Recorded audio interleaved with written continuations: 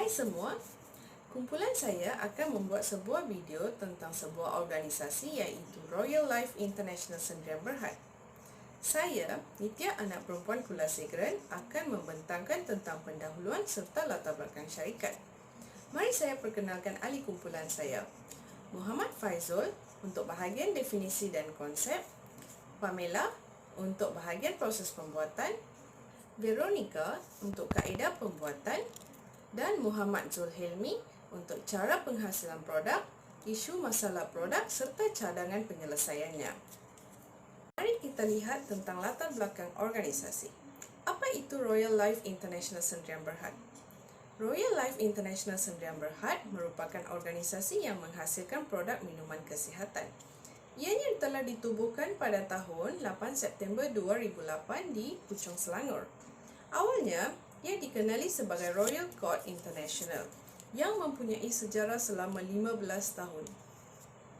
Organisasi ini menjalankan perniagaan di premis dan juga secara talian.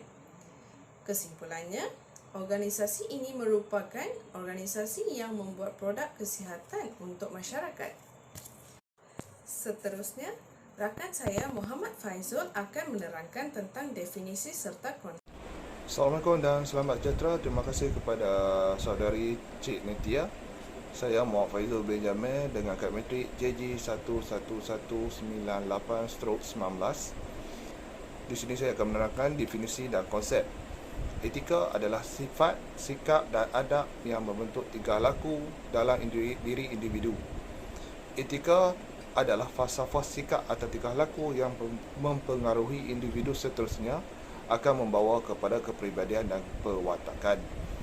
Etika perniagaan adalah mengkaji dasar dan amalan perniagaan yang sesuai yang berpotensi untuk menimbulkan keistimewaan, lambang korporat, perdagangan, rasuah, diskriminasi dan tanggungjawab sosial korporat serta tanggungjawab industri. Etika perniagaan dan prinsip moral yang membimbing tingkah laku organisasi dengan mengawal setiap aspek operasi termasuk interaksi dengan kerajaan dan perniagaan lain, layanannya terhadap pekerjanya dan hubungannya dengan pelanggannya. Perniagaan adalah urusan atau proses yang dilakukan untuk mendapat keuntungan melalui jual beli perdagangan. Pembuatan adalah sesuatu yang dihasilkan untuk memberi kemudahan kepada penggunanya dari pelbagai aspek dan kaedah dalam menghasilkan produk baharu sama ada menggunakan peralatan tangan atau mesin. Organisasi bekerjasama dalam melakukan tugasan kerja sama ada melibatkan dua orang atau berkumpulan untuk mencapai objektif. Sekian, terima kasih. Salam sejahtera semua. Saya Pamela Dewi, anak perempuan Marutan Motor, nombor matrik JG1101119. Saya akan membentangkan tentang proses pembuatan. Terdapat 3 proses pembuatan. Yang pertamanya ialah input. Input dalam proses pembuatan seperti bahan, pekerja, modal iaitu wang dan tenaga. Kesemua input-input tersebut adalah penting untuk proses pembuatan supaya barang atau produk dapat dikeluarkan. Seterusnya ialah proses pertukaran. Proses pertukaran iaitu terdiri daripada penukaran dalam reka bentuk seperti reka bentuk yang sesuai dan penggunaan mesin. Akhirnya ialah keluaran. Keluaran adalah proses terakhir untuk pembuatan apabila organisasi akan peka terhadap barangan yang dihasilkan dari segi kualiti atau keputusan. Kos juga penting dalam proses pembuatan supaya tidak melebihi kos yang telah ditetapkan. Terima kasih. Nama saya Veronica James. Saya akan membentangkan tentang kaedah pembuatan produk dan cara-cara penghasilan produk kesihatan Royal Life International Sdn Bhd.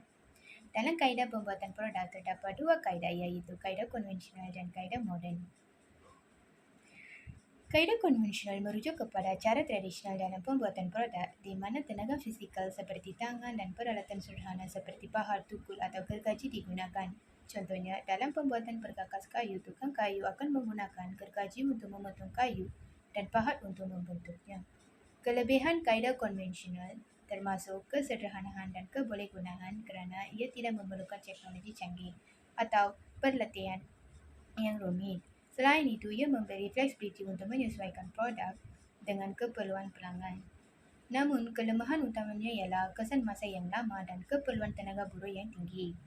Selain itu, kualiti produk mungkin tidak secakup kaedah moden kerana kesan kesilapan manusia yang lebih tinggi. Yang kedua, kaedah moden. Kaedah moden melibatkan penggunaan teknologi atau peralatan moden seperti mesin pengeluaran berkomputer atau sistem otomasi. Contohnya, dalam industri otomotif, robot industri digunakan untuk mengendalikan proses pengelasan atau pemasangan komponen secara otomatik. Kelebihan kaedah moden termasuk peningkatan kecekapan dan penyimatan masa serta kos. Penggunaan mesin dan teknologi canggih juga meningkatkan konsistensi dalam kualiti produk. Pada bagaimanapun, kelemahannya termasuk kos tinggi untuk membeli dan mengekalkan peralatan moden. Selain itu, terdapat kebergantungan yang tinggi pada tenaga pakar dalam mengendalikan dan menyelenggarkan sistem otomasi. Kesimpulannya, kedua-dua kaedah mempunyai peranan yang penting dalam industri pembuatan produk. Kaedah konvensional memberi penekanan kepada kebolehgunaan dan keupayaan untuk menyesuaikan produk, manakala kaedah moden mengekalkan kecekapan dan konsistensi dalam pengeluaran. Walau bagaimanapun, dalam memilih kaedah pembuatan yang sesuai, perlu mempertimbangkan keperluan produk, kos, masa dan kualiti yang dikehendaki.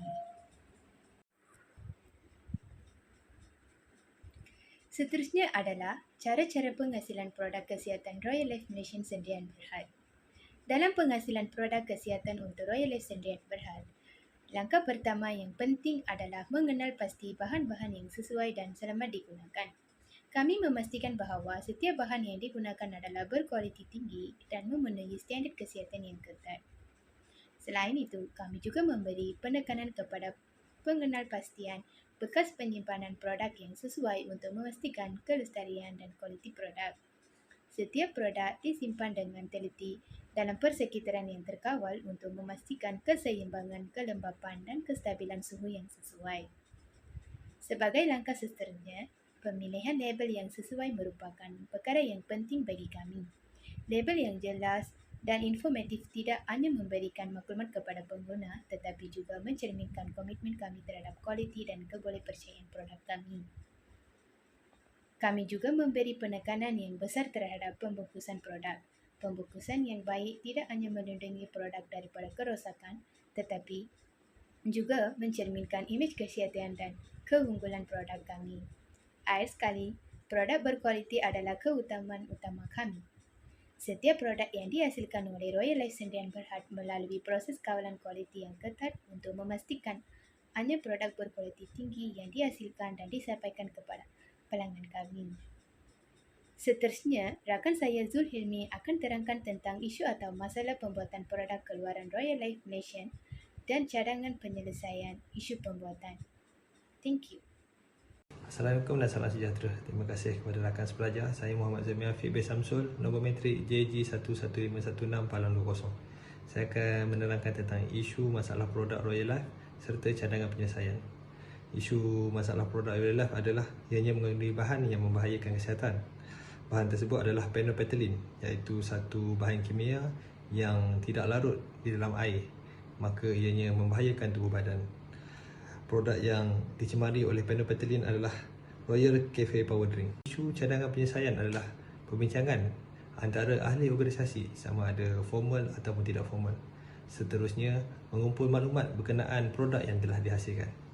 Ketiga, peka dengan perubahan semasa iaitu jaminan kualiti produk penghasilan.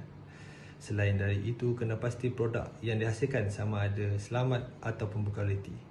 Akhir sekali, mempunyai sistem kawalan terhadap bahan yang digunakan. Sebagai contoh, melimitasikan bahan-bahan berbahaya di dalam produk yang dihasilkan. Sekian, terima kasih.